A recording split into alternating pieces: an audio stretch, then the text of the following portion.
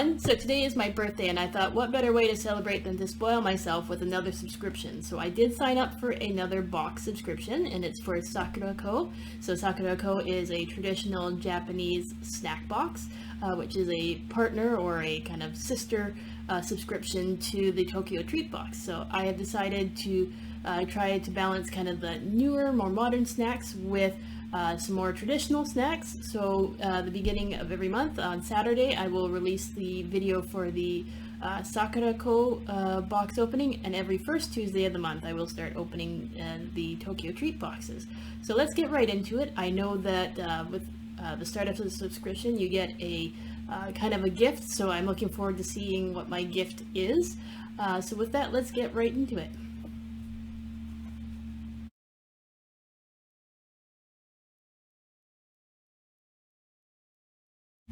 So as you can see, there's actually a few things in the box. So there's the actual Sakuraco subscription box, and then these are the items that I got for signing up for the subscription. So it's actually supposed to be a special line of teacups that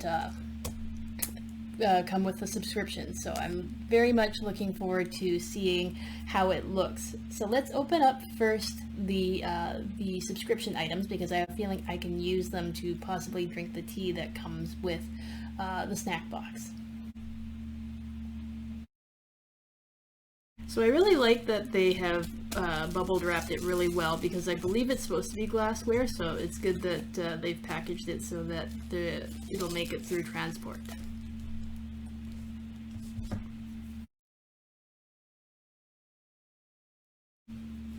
So it says right on the box here, it says vidro. And then I'm going to open up the other package first, or unwrap the other item, and then open both of them together.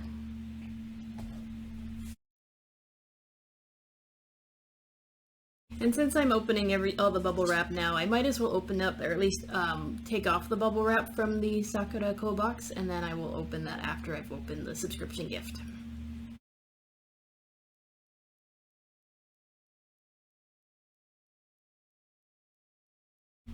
Okay, so let's open these up next. So when I signed up for this, I didn't realize that I was going to actually be getting two things.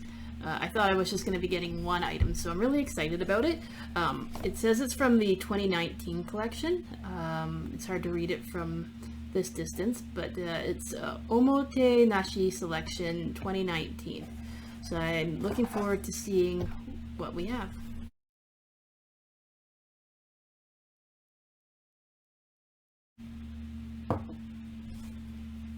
Alright, well this is super adorable. It is a teacup, and it's very colorful, and I'm going to take the sticker off of this, because who wants to look at a sticker when you can have such a colorful teacup? And it says here, Sugaru vidro. So I don't know if the booklet is in English or not, but let's take a look and see if it does. Yes, okay, perfect. Okay. So I'm going to quickly zoom in so it's a little bit easier to see. Okay, so you can kind of get a better view of the glass here. It's really colorful and vibrant. I'll post a picture at the end so you can actually see it, and it's like natural lighting. But it says here, for seasonal handmade glass. Whenever a new season begins, Japanese landscape quietly changes its color. Cherry blossoms in spring, festivals in summer, tinted autumn leaves in fall, and snow in winter. Our lives are surrounded by a fine variety of colors that are unique to each season. Sugaru vidro is handmade glasswork that pays special attention to the beautiful combination of all the colors in Japan. Celebrate the charms of Japan's 4 seasons in breathtaking color with the 1,000 different faces of Sugaru vidro glasswork. So I'm glad that it's both in English and Japanese, because it would have been quite the struggle to like Google Translate that. And then they also have here the way to properly handle the glassware. So it says, okay, so it says here, the color, shape, and weight, etc. of each product may vary due to handcrafted nature of the glassware. Damage to the glassware will increase the likelihood of breakage. Please be careful not to knock the product against other glass or hard objects. Please avoid using items that may damage the glassware when cleaning it, including items with metal scours and cleansing chemicals. Please do not toss items such as knives, forks, and spoons, etc. into the glassware. Please do not wash the glassware in an automatic dishwasher. This product is liable to crack when under extreme changes in temperature. Please do not fill cold glassware with hot water or heated glassware with cold liquid. Please also avoid placing the heated glassware on wet surfaces. Please do not use the product near open flame or place inside an oven or microwave. Please do not stack products on top of one another unless the product is clearly stackable in nature. Product is likely to break or become stuck. Please take care when washing the inside of the glassware. Applying force to the product and twisting it around when washing the interior surfaces can lead to product breakage and unexpected injury. Water stains are difficult to remove once they've formed inside vases, so please wash the product from time to time. Please do not place vases or vases, etc., filled with water on top of the likes of electrical appliances or pianos. Well, for sure, never put water under any circumstances on piano. An unexpected water leakage from the product could result in a fire or accident. Please stub, well, I don't know how much this applies to me, but please stub out cigarettes thoroughly in the ashtray. Please do not fill the ashtray with cigarette butts as it could be dangerous. Well, I don't think we have to worry about cigarettes because I would never smoke. And also, never ever would I put water on a piano. That's just not good as a piano teacher to do something like that. Okay, so the next one we'll look at is the other box here, which is also the Suguru vidro. Okay. Okay, I love this. This is beautiful. I'm guessing it's kind of like a teapot, so because there is a spout there for pouring liquids. So this could be like my teacup. So I'm probably going to have to wash these because they're a little bit dusty. Wash them, and then these will be my kind of official tea and cup, teapot pourer and mug for Sakuraco boxes going ahead in the future. So I'm just looking to see if there's any difference in this booklet compared to the other one, and there isn't. It's the exact same thing, same instructions and everything. So I'm very excited to be using this for the Sakuraco boxes. So give me 1 second, I will be back. I'm going to wash these so that I can use them for the Sakuraco tea and snacks.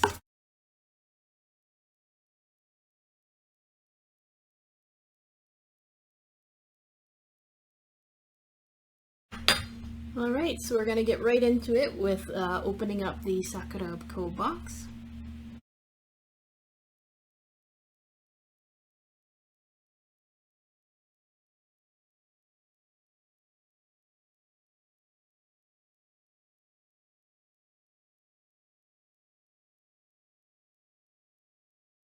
Okay, so before we get into the snacks, I just wanted to point out that the box, the Sakuraco box, is much smaller than the Tokyo Treat box, but they managed to pack a lot of stuff into the box. I'm quite impressed with how much was actually in there, and I love the design of the box. So I will probably actually use it for like holding keepsakes and for holding crafting stuff and decorations and stuff, because it looks so beautiful. It's like kind of like a marbled look with the cherry blossoms on it, so I really like it. So I'm definitely gonna keep these boxes to use for storage and other things because they're just really pretty.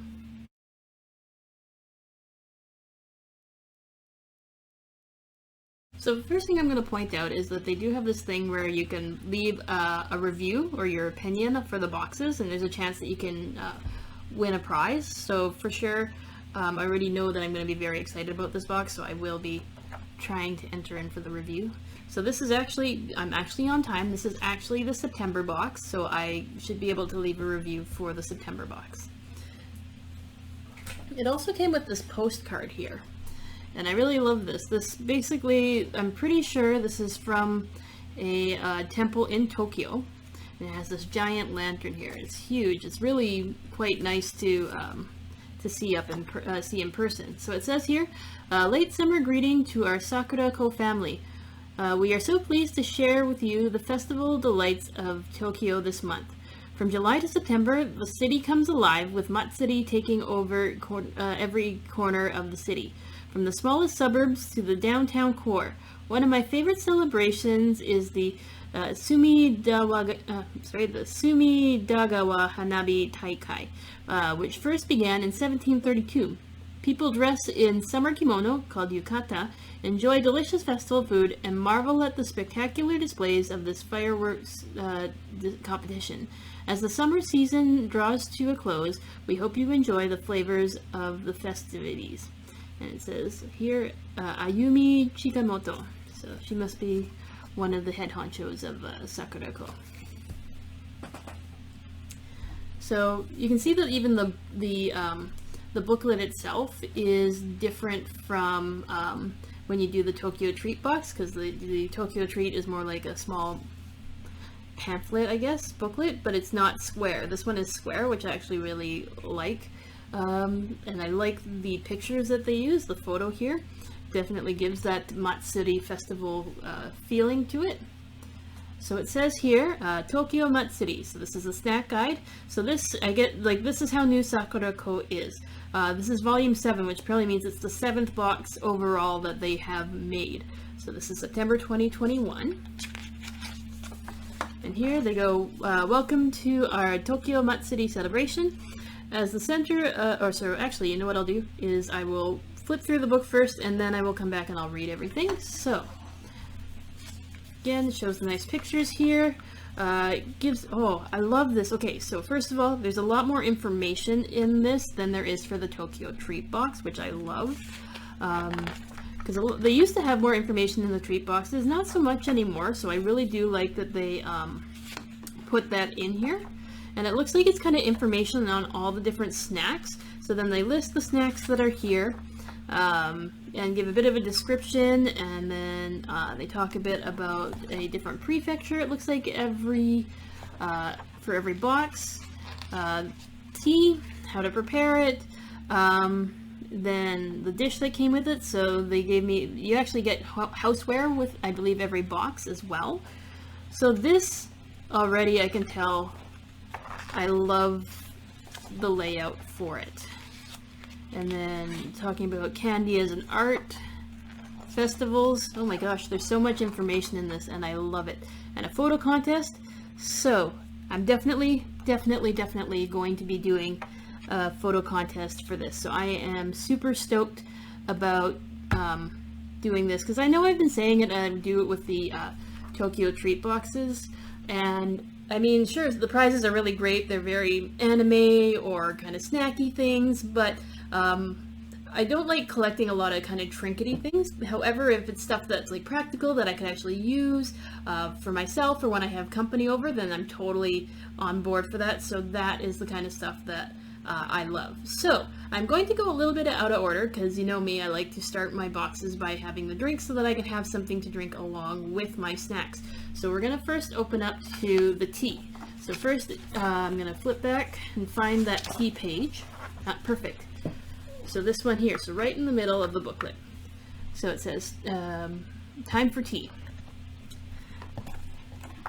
So I really like this. They've got information about it. They've got whether there's any allergy risks, whether it's vegetarian friendly.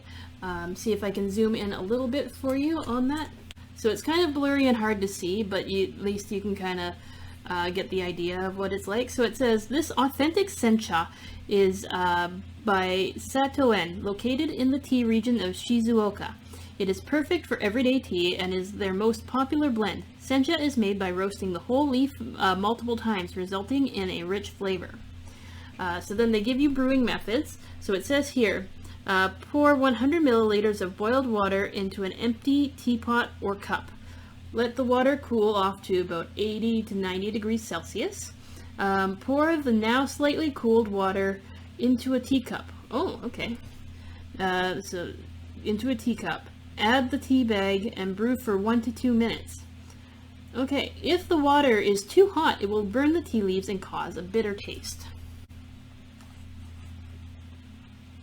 Okay, so then the first thing, of course, that I need to do is I need to boil my water. Now, the good thing about the kettle that I have is I can actually control the temperature of the water. So I'm actually going to set it to the 80-degree Celsius temperature so that I'll be able to drink the tea sooner. So I will be right back after starting to boil the water. And while the water is boiling, I will then read the stuff that's at the beginning of the booklet. So be right back. Okay, so let's start while we're waiting to read what they have here. So it says, "Welcome to our Tokyo Matsuri celebration. It's a center of commerce and one of the largest cities in the world. Tokyo certainly knows how to put on a spectacular show. The city is home to a plethora of festivals where communities come together to celebrate traditions that have been in place for centuries. An integral part of the experience is the food stalls that sell delicious treats to be enjoyed while strolling under the glow of the lanterns and while watching the fireworks display. Experience the flavors of traditional festival fare this month with us. Love the Sakuraco tea." And I can definitely say, if you have the opportunity to go to Japan during a festival, I would highly recommend doing it. I didn't get to see any fireworks displays for the festivals, but I did get to watch musical performances, try some of the food stalls. It was a blast. I thoroughly enjoyed it, and can't wait till the next time that I can go to a festival. So again, while the water is boiling, I'm going to read a bit here. So it says, Amezaiku, maker highlights. So Amezaiku Yoshihara, Edo candy in modern Japan. So tucked away from the bustling streets of Tokyo is the quaint candy shop of Amezaiku Yoshihara, where sweets are made using techniques developed during the Edo period from 1603 to 1867. The shop is filled with candy shaped into animals and flowers, all beautifully sculpted and colored for an eye-catching display. These are Sakuraco and Amezaiku exclusive handmade candies, freshly being made at a Amezaiku Yoshihara shop in Sendagi, Tokyo. So that's really cool. They show you how they made it all. Until recently, Amezaiku artisans sold their delicious creations at festivals, shrines, and temples. But this is the first brick and mortar shop to specialize in a specific type of handmade candy. From Amezaiku Yoshihara, candy is about bringing a moment of joy into people's lives. Even though it quickly melts away in your mouth, the happy memory stays in your heart, explains owner Takahiro Yoshihara. Oh my goodness. The company is committed to keeping the historical techniques of the art of Amezaiku alive.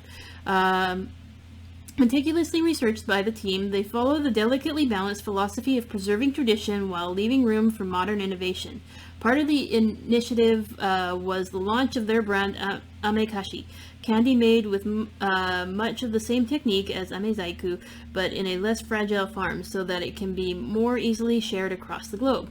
We are pleased to give you a taste of this beautifully sweet craftsmanship by Amezaiku Yoshihara with our handcrafted ginger cinnamon candy.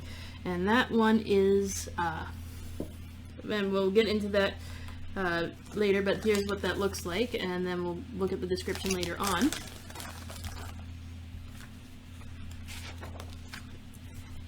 Okay, so another maker highlight is Kobayashi Seika. Don't worry, bean happy. Every year, Kobayashi Seika's president visits soybean farmers in Hokkaido to carefully inspect the season's harvest. The cool climate compared to mainland Honshu is perfect for cultivation, which is why the prefecture is the top producer of the crop. Soybeans are the perfect vessel for a myriad of flavor combinations, and Kobayashi Seika offers a selection of traditional-inspired seasonings that paired perfectly with the crunch of roasted beans. Due to the freshness of the ingredients, the flavor can change over time, so Kobayashi Seika ensures the process from bean to customer is as efficient as possible. Soybeans have been cultivated in Japan for thousands of years and are the staple of the Japanese diet. So as you can see, the picture's there. From edamame to sweet azuki, Japan has had a long love affair with beans. So does Kobayashi Seika. They have been in the bean business for over 50 years and are deeply committed to the quality and consistency during the roasting and flavoring process. While much of it is done by machine, there is still a manual element with workers quality checking the confectionery before it is packaged and shipped. So I'm going to try and zoom in again for while I read these. Again, flipping through the snacks. Okay, so now it's giving descriptions of the snacks. I just want to see what other things there are. So I'll actually try to go in order of what it is in the booklet, so from the snacks and things like that, and then reading more of the dialogue after. So before we get into reading a bit more about the ginger cinnamon candy, I am going to go check on my boiling water, and I'm going to take my handcrafted cup here so that I can pour that in. Or actually, I'll leave it here and I'll bring the kettle. Okay, so first I just want to reread those instructions for making the tea. Alright, so I'm going to do it a little differently for this. In that, what I'm going to do is I'm actually going to read the description for this plate first, because I'm going to use it for holding my tea and my hot water. So this one is Japan's Four Seasons side dish, so by Tanaka Hashiten from Fukui. This lacquerware plate is the perfect size for snacks and small cakes. It features the beautiful gold design of sakura and momiji, so sakura being cherry blossoms and momiji being maple leaves, contrasted against a classic black background. And the neat thing is this is dishwasher and microwave friendly, so that's perfect. So I may have to use it for the snacks that I have, but for now I will use it to hold kind of as like a cup holder for now. So first things first is I'm going to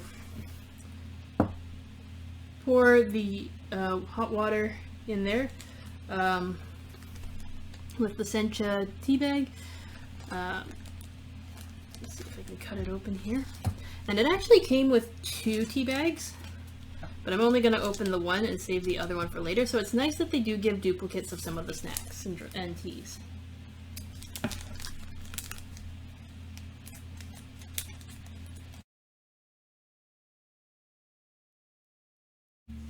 Okay, and I'm going to let it steep for a couple of minutes and then I will try it out. So while we're waiting for that to steep, let's try our first snack and then we'll try the tea after that. Hey Google, set a timer for 2 minutes.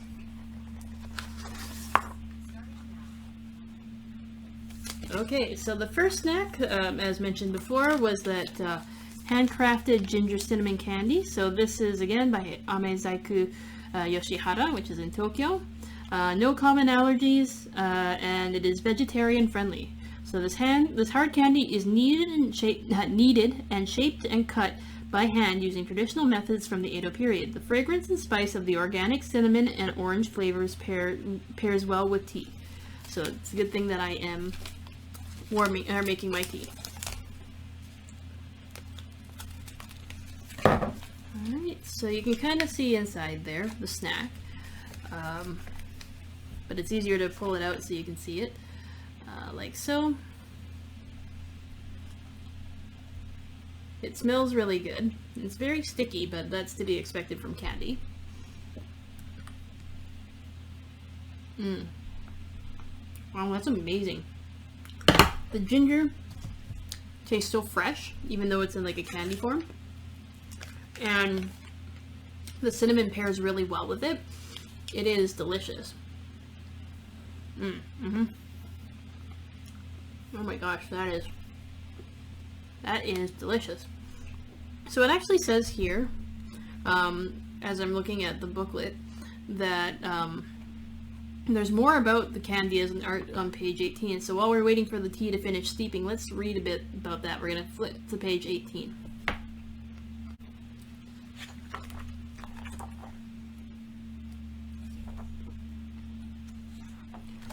Okay, so Amezaiku, candy as art. Amezaiku is the art of creating incredibly detailed sugar sculptures. Hey Google, stop. That are often almost too pretty to eat. The candy sculpting craft began during the 8th century as offerings at temples.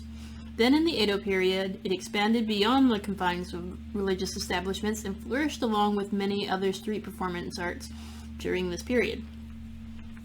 So the painting here, this is by Tatehiko Suga, who was from 1878 to 1963, and it's called Candies for Sale.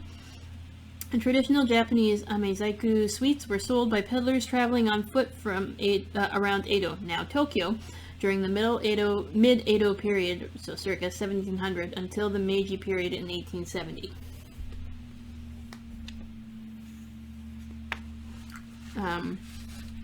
It then says here, carrying on the tradition, while the street of art performing amezaiku is quickly disappearing across Japan due to food safety regulations, private shops have adopted modern practices that allowed this incredible art to continue. Some shops, such as Amezaiku Yoshihara, even hold workshops to teach people more about the unique edible discipline. For your own taste of traditional candy made with, using techniques from the Edo period, please enjoy the handcrafted ginger cinnamon candy in this month's box. So I am still currently very much enjoying this candy. It's slowly dissolving in my mouth and it's amazing. Artisans use mizuame, literally translated as water candy, and also known as millet jelly, as a sculpting material. Mizuame is a sweetener. Mizuame is a sweetener traditionally made from rice, malt, or potato starch. When prepared and heated, the syrup needs to be carefully monitored to ensure consistency and clarity once it reaches the right temperature. The hot candy is carefully sculpted with tweezers, scissors, and other tools by the amezaiku artist. Time is of the essence, as candy will harden in about 3 minutes. And craftspeople develop a very high pain tolerance to be able to handle the candy while it's still hot. Inspired by life and fantasy, mizuame, as the name implies, is clear, and so artisans sometimes paint their creations with edible dyes to add more character or to give the candy a more realistic appearance. Artists were and continue to be inspired mainly by nature, creating beautiful and edible creations of animals and plants, as well as creatures from folklore, such as dragons. So take a quick look here. Okay. So now I'll scroll that, take this away for just a second, and I'm going to try the tea. Carefully pouring it so I don't spill. I'm also going to take the tea bag out so that the tea doesn't become too strong. So I mean, sencha is like a kind of a green tea, and here it looks very translucent, but there is a bit of a greenish yellow tint to it. It's very refreshing smelling, and it's going to be pretty strong tasting, that much I do know. It's very refreshing and goes very well with the with that cinnamon ginger candy, the amezaiku. Alright, so now that we've tried that, let's try our next snack that they have listed here. Alright, so let's take a look at the next snack here. I will come back to this. I'm going to read it while I'm kind of tasting the next snack, because I know it'll take a while for the food to digest. So the next thing we're going to look at is what's called Kaminari Ginger Okashi, so another ginger snack. And it says that there are, so this is by Izumi Busan, which is in Tokyo, and it contains wheat, soy, and sesame, and is also vegetarian friendly. So Kaminari Okoshi, named after the Asakusa Kaminarimon, is a classic sweet that has been around since the Edo period as a lucky charm for moving house. The rice puff contains ginger, sesame, and peanuts with a touch of sweetness. It's the perfect snack to pair with tea, either for a moment to yourself or with guests. So this is what it looks like from the packaging. I'm not sure if I got more than one of these, but I do have my tea to go along with it, so we'll try that. We'll have a sip of tea after we try some of the snack on its own. So I'll take out part of it. I don't want to make a huge mess, but as you can see those black specks, that's sesame seed. And then you've got your other things that are in here. So that's the, again, the rice puff, then the ginger, and the peanut. I don't really know that, so there is a bit of peanut in there. It's kind of hard to tell because the colors are so close together. But you can smell the peanut. This treat smells amazing. Much crunchier than I thought it would be. And it kind of sticks to your teeth. Mmm. Wow. This is really good.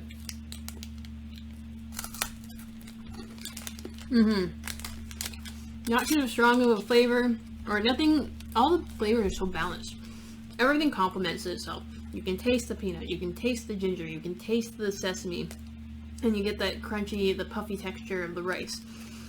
It is amazing. It's got the ginger kind of comes after the rest of the flavors, but it all complements itself really well. And so I'm going to have a bit of tea along with it, just so that I can kind of, like, under the suggestion was to have it with tea. I'm going to honestly say I've only had 2 snacks and I'm already loving the Sakuraco box so much. Like, so much. That is good. Okay, so I know I said that I read about Tokyo while eating that snack, but didn't really need a lot of chewing to it, so I'll save it for a time when it's something I need to savor or closer to the end of the video. So our next snack here is called Sweet Potato Sachi Steamed Cake, which is a rich cake by Warakudo, which is in Hokkaido. It contains egg, soy, or dairy, so if you have any allergies to any of those things, this would not be for you. It kind of looks like mango. And it is vegetarian as well. So this beautifully rich and dense steamed cake is made with smooth, sweet Satsumaimo potato and Hokkaido milk. So Hokkaido milk is amazing. Although not as prevalent as they were once, roasted sweet potato food trucks are still operating around Tokyo. Sakuraco tip: heat it up in the microwave for a few seconds to for a truly luxurious cake. So I know I did say I was going to use this for my teacup holder, but with that suggestion in mind, I am going to use this to microwave the steamed cake. So first, let's find the cake package.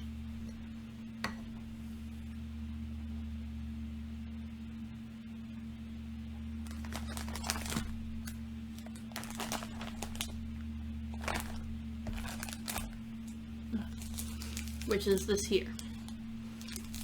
So very fall colors with the purple and the kind of magenta and the orange there.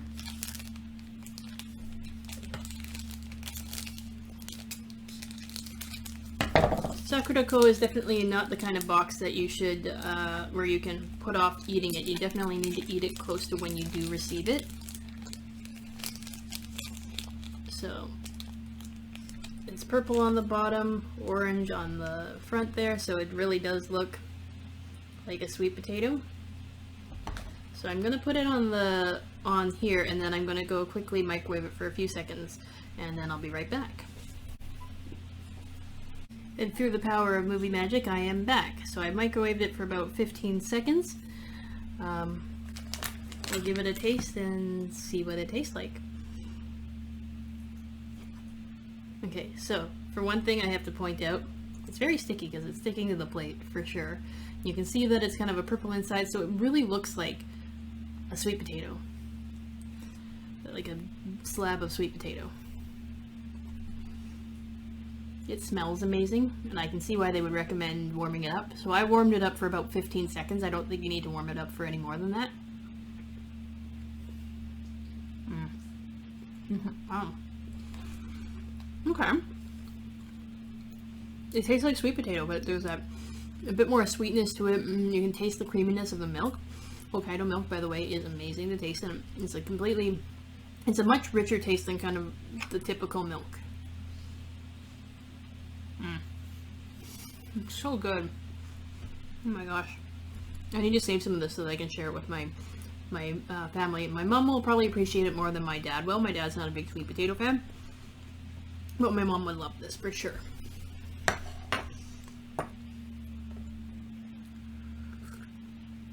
And since the sweet potato is kind of sticking to my mouth, I'm going to let it dissolve, and also because I can't stop myself from eating more of it. So while I'm chewing and savoring this bit of the sweet potato cake, I am going to read the information here about Tokyo. So in 1603, military leader Tokugawa Ieyasu became shogun, shifting the capital of Japan from Kyoto to modern-day Tokyo, and launching the start of the Edo period. It was during this period that many of the traditions we associate with Japan were created and formalized, including sushi, woodblock prints, and kabuki. Over the course of many centuries, Tokyo has seen many changes, but it still retains strong links to the past and is renowned for its blending of old and new, traditional and modern. One of the most exciting examples of this philosophy put to practice is the impressive festivals that are held across the city every year.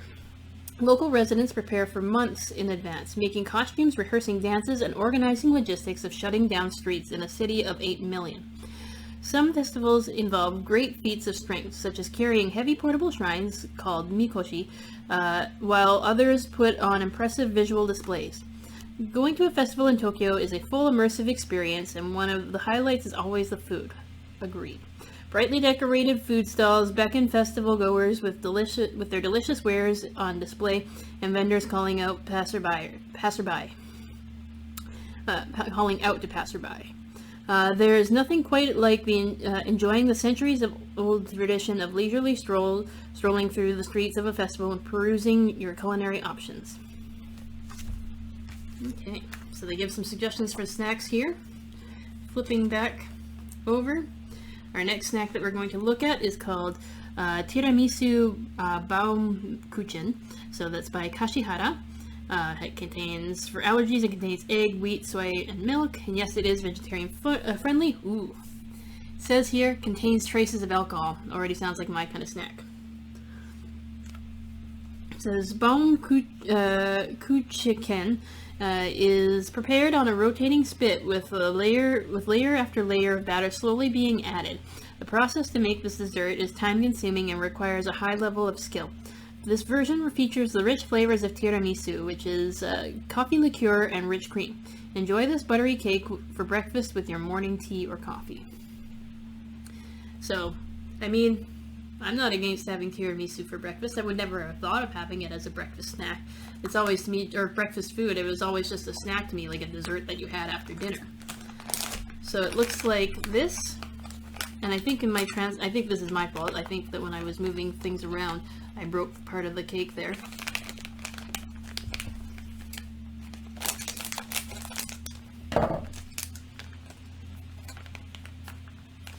So there you can see that how they added the layer upon layer upon layer there, and this is more or less just to absorb the moisture. Never ever eat these things, what they call desiccant, which is just used for absorbing the moisture so it doesn't ruin your snack. So I'm going to eat the piece that came off of the cake.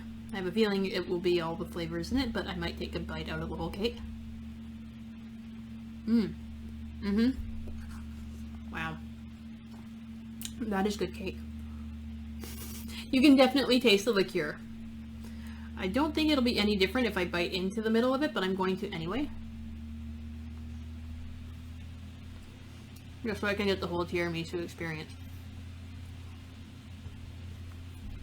Okay. It's amazing. So good. So good. Again, perfect to have with tea. I love sencha tea. It's delicious. Everything about this box I love. Okay, so our next one is Roppo Manju by Yoranosuke Confectionery, which is in Saitama. Contains eggs and wheats. Yes, again, it is a vegetarian-friendly snack.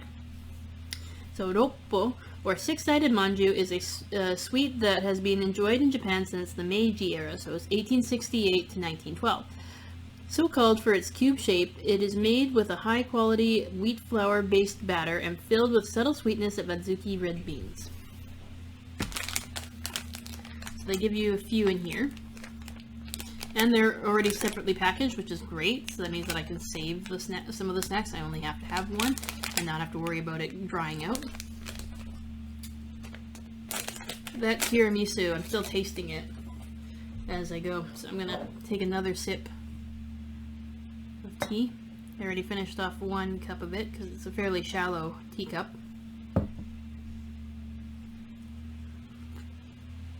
And I'm just going to take out one of these manju. Like that.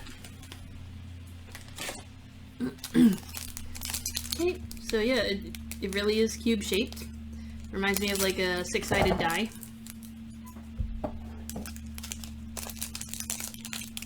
Like so. Very square. All it's missing are numbers, so then it would really be a dice. Or in D&D it'd be a D6. It smells really good. It's got almost like a maple smell to it. You can see the azuki paste inside of it. Azuki just being red bean. Why is everything so good in this box? Everything is amazing. So far I haven't had anything that I've hated.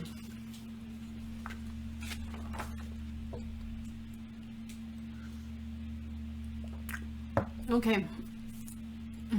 Everything is just amazing. So the next one we're going to look at is called Kobayashi Mentaiko beans.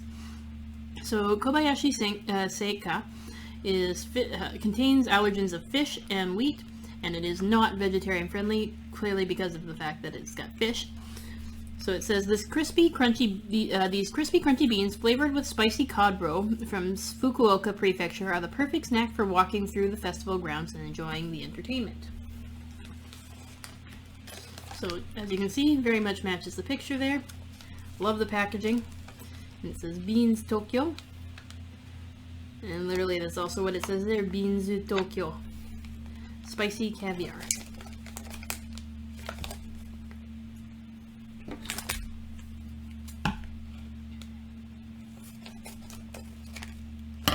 Also like the fact that the bag is resealable.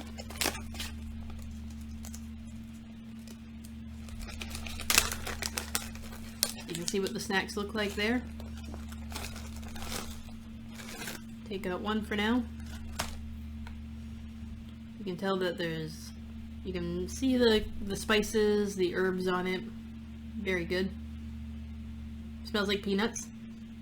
Yeah, it smells like peanuts.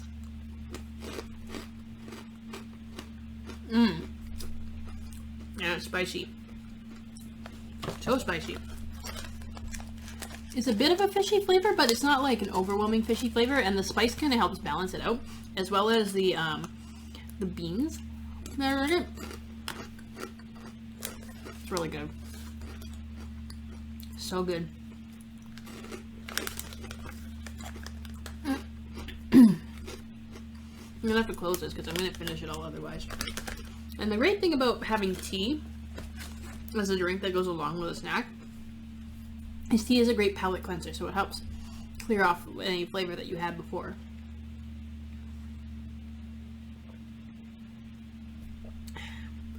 And it helps kill off the spice.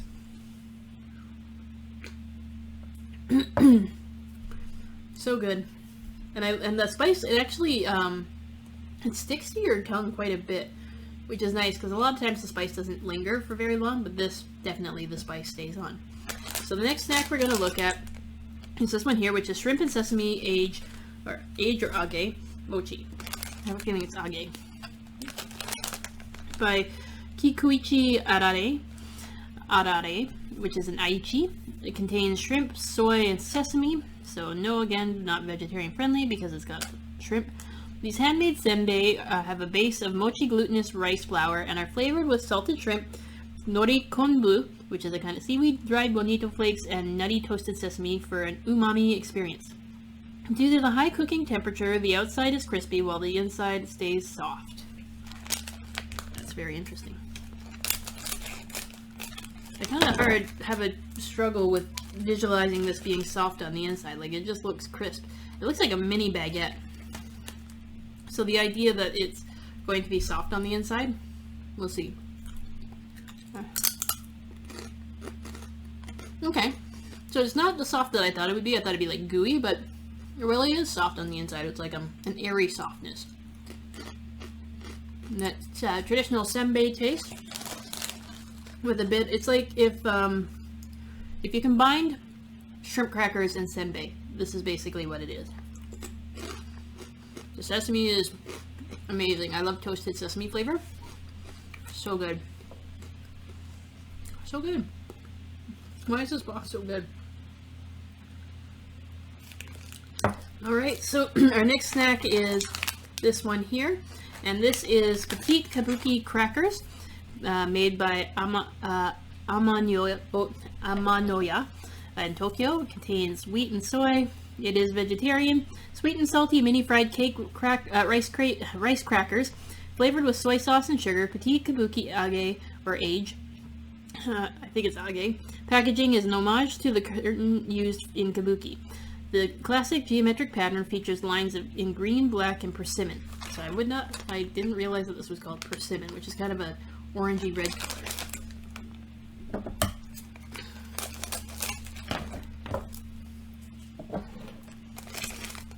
So there is your snack shape, and I'm pretty sure we've had these snacks before in the Tokyo treat boxes, but it is definitely a more traditional snack, so I can understand why it's in the Sakuraco box.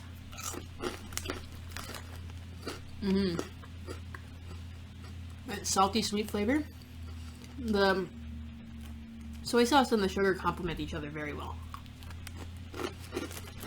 Very hard to stop snacking on this. Another one fell out, so I gotta eat that as well. Any excuse to keep eating this, basically.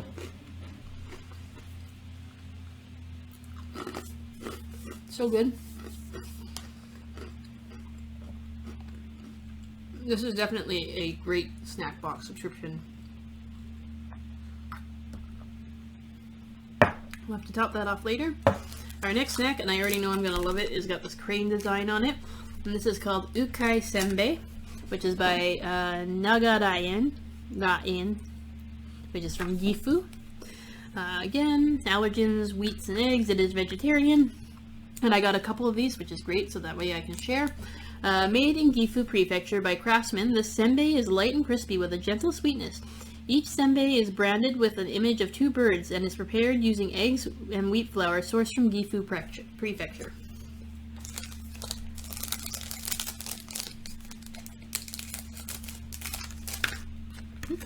Kind of flew out there while I was opening it.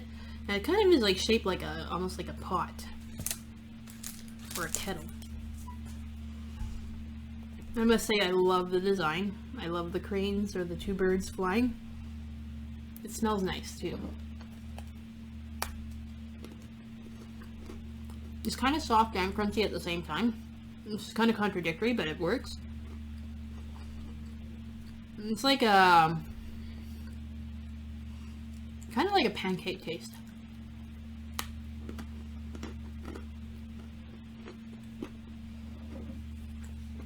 It's good, but it's weird. It almost has a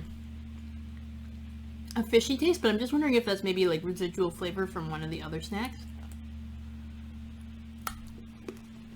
But I like it. It's very good. Again, pour myself some tea. These kind of snacks, they kind of stick in your mouth, so you kind of need the tea to help wash it down.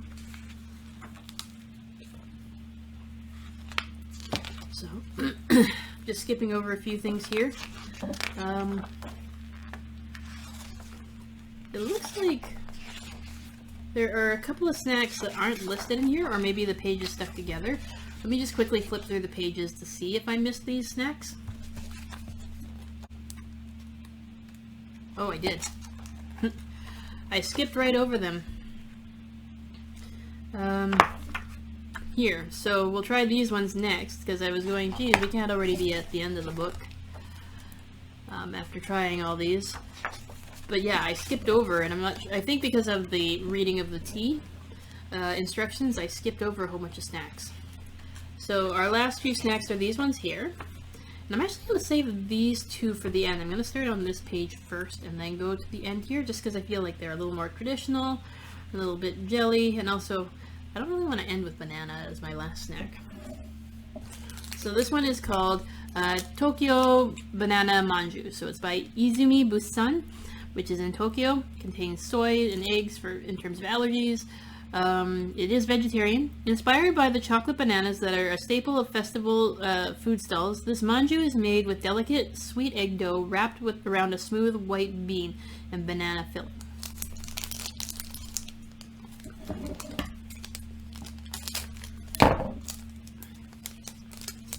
I can already tell that I need to be careful when handling it because it's probably pretty melty. It's kind of slippery, but it really does look like a banana. They even gave like the speckles to it, so it's like an aged banana. It's not like a pure white or a pure yellow banana, which is interesting. So as you can see, banana shape. It smells like banana, but you can smell something else with it too. I can't quite put my finger on what the smell is. Okay. The banana flavor kind of is delayed when it comes out. It's very good. After a while, the banana flavor gets really strong. I remember as a kid having this medication that had a strong banana flavor. This is basically what that tastes like. I really like it, but I think a little bit goes a long way, so I'm glad that it's not a huge snack because the banana flavor is really strong. And there is a bit of an aftertaste, which I have a feeling is probably from the white bean. Alright, next one is this. And this is Melon Pond. So basically, if I'm right, it should be like melon bread. So Melon Pond is by Tokyo Bread, which is in Fukuyama. Again, allergens are wheat, eggs, dairy, soy, and apple.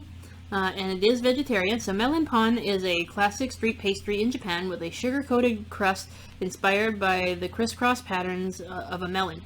The pastry dough is made with a mix of wheat and brown rice flour with melon-flavored custard folded in for a moist and fluffy texture. Well, I do like their melon snacks, so I have a feeling this is going to be delicious. And as soon as you open the bag, you can smell the melon. And this lighting isn't the greatest, but there's a very slight green tint to this bun. It smells like melon, and it smells fresh, which is kind of, you know, like, it's not super fresh because of course it was shipped here from Japan, but it's moist, smells so good, and tastes amazing. The melon flavor is subtle, but it complements bread so well. I would never have thought of doing melon in bread, but it's so good. And I'm gonna end up eating this all if I'm not careful.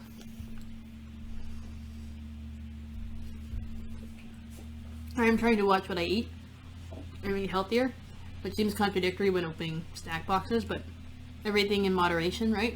Sharing it with others helps, and then just making sure not to eat it all at once helps too.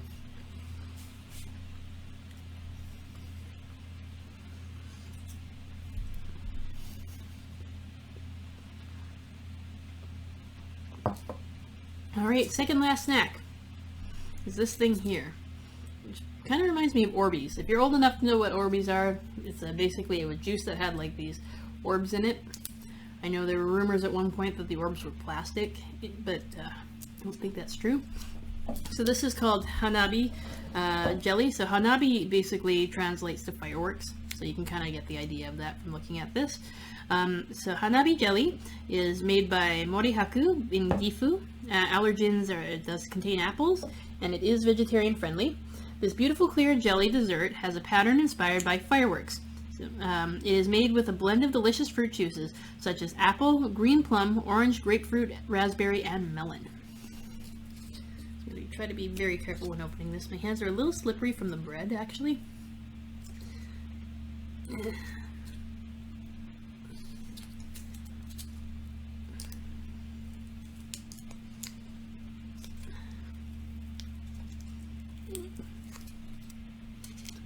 Well, that's a problem. So I'm trying to rip it, and the plastic is actually kind of splitting, so I'm going to use my scissors to help me out with this.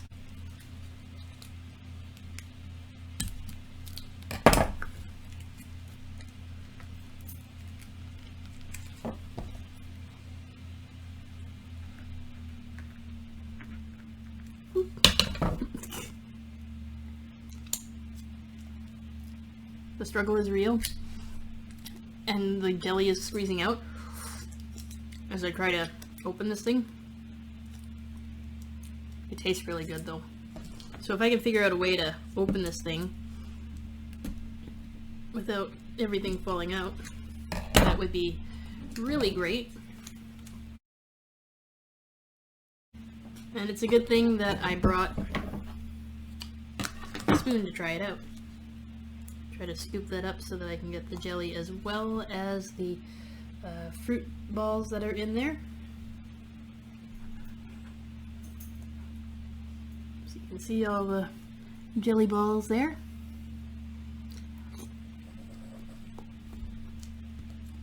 The apple flavor is the most prominent flavor. You can kind of taste the other fruits in it, but the apple is definitely the star.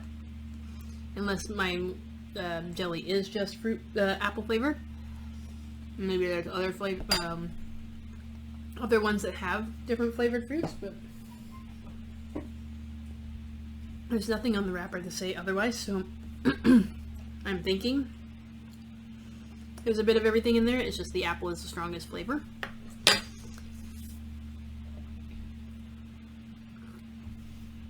So our last snack for this box is going to be this one here, which I could already tell from looking at the packaging is very traditional looking, which already I love.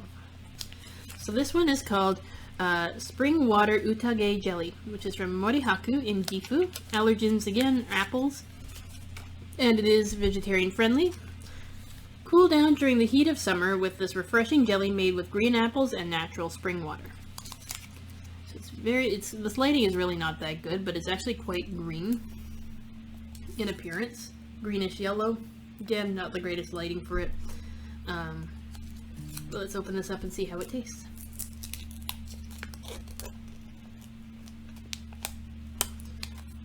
You can tell that they use apple puree, like real apple in this, just because the jelly is not completely clear. You can actually see the impurities of apple in it. It's much more, it's kind of, maybe a liquid top to it, but yeah, it's more liquidy than I thought it was going to be.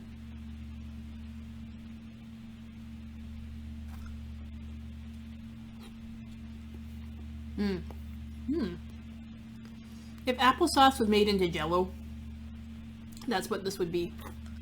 But it's much more refreshing. It's not an artificial taste to it at all. Just pure apple flavor. And the spring water, I don't know if it's because of the spring water, but the flavor just really stands out on it. It's so good. So as we finish off the box, I'm going to finish reading what the rest of the things are in there. And I'm going to top off my tea as we read the last bit of this book. So the last part of this is basically going to be talking about the three great matsuri of Edo. So although the city may have a reputation for long work hours, when the season arrives, Tokyoites enthusiastically flock to festivals to meet up with friends, enjoy some good food, and watch the fireworks display. Indeed, this tradition has been ongoing for centuries, and there are some events that have histories almost as old as the city itself. So the three great festivals of Edo are named because they were initially held when the city was still called Edo. Year after year, they are highly anticipated events and draw impressive numbers of participants as well as spectators. So the first one is Kanda Festival, held every other year to alternate with the Sano Festival. Kanda Festival is a series of events culminating in a day-long procession through the city of central Tokyo on a Saturday, and parades of communities carrying mikoshi, a portable Shinto shrine, on Sunday. Each community has a local guardian deity called a ujigami, which is carried through the streets in order to bless the residents. The festival is tied to Kanda Myojin Shrine, and over the years has come to symbolize a celebration to promote wealth and good fortune for the people. Young children dressed in the traditional court costumes in front of the Hiei Shrine are as part of a Sano festival performance. So that's what they have here. Kind of hard to see even in person. And then here is they talk about the other festivals. So these are all just pictures of the 3 festivals. So this one is, the next festival is called Sano Festival. The highlight of this festival is the beautiful procession featuring 500 people dressed in traditional court costumes carrying elaborately decorated mikoshi. The parade, which takes 9 hours, winds its way through the central Tokyo, starting and ending in Hiei Shrine in Akasaka. The Hiei Shrine holds particular significance to residents of the city as it enshrines the guardian deity of Tokyo. The shrine itself is believed to predate the foundation of Edo, and the gods housed inside have long been associated with the protection of the city. Next one is the Fukagawa Hachiman Festival. Named the water throwing festival, Fukagawa Hachiman Festival is believed to date back to 1642, just over a decade after the shrine was established. The festival earned its colloquial name from the tradition of people throwing water onto the mikoshi. Everyone from local business owners to firefighters and police officers take part. The shrine where the festival is hosted is also home to the Ninomiya Mikoshi, the heaviest in the Kanto region, at 4.5 tons, which is lavishly decorated with diamonds, sapphires, and rubies. So it's really neat to learn about the festivals, and also gives me another reason to want to go back to Japan. The contest for the photos is either the grand prize, which is Sakura petal dishes, and 3 months of Sakuraco subscription. They're free, so that's these things here, I think. And then the other one is, for runner-up, is Wasabi Design Square Plate, with 1 free subscription. So for sure, going to be applying for that. Here they show some of the people who've won, or who at least got to have their thing posted. There's a streak that they do at the end here, and that's just to so that you can earn points that you can use to earn stuff. So of course I will be doing that. So I had a blast with this. This is a great way to start, or to kind of treat myself for my birthday. So I hope you enjoyed this video, and I'll see you next time. Bye. So I know I said bye already, but I did miss one snack. Again, I'm really, like, for whatever reason, very disorganized with all the snacks in this box. So this one here, these are called Festival Castella Bites. And it says here that it's made in Tokyo-do in Mie Prefecture, and contains allergens of egg, wheat, soy, dairy, and orange. Also vegetarian friendly. It says Castella are a popular dessert and at street festivals and come in various shapes and sizes. The batter is poured into piping hot molds, baked, and then served by the bagful to lined up festival goers. The bite-sized version is made from flour and eggs from Mie Prefecture.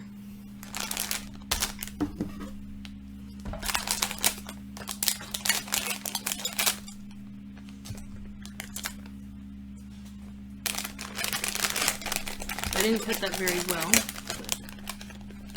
It's very cute. It has kind of taiyaki kind of shape to it. It looks almost like a fish.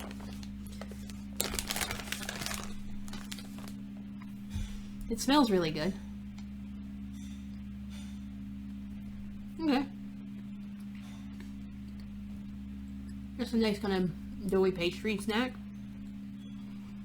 I don't know how to describe it. But I think I've had something like it when I was in Japan. But it definitely 100% tastes better. Fresh out of the pans that they use, or the molds that they use. So I've been feeling that it would taste really good if you microwaved it for just a few seconds, to give it that feeling like you would be getting it fresh from a festival. So this time I promise this is the end of the video. I hope you enjoyed it, and I'll see you next time. Bye.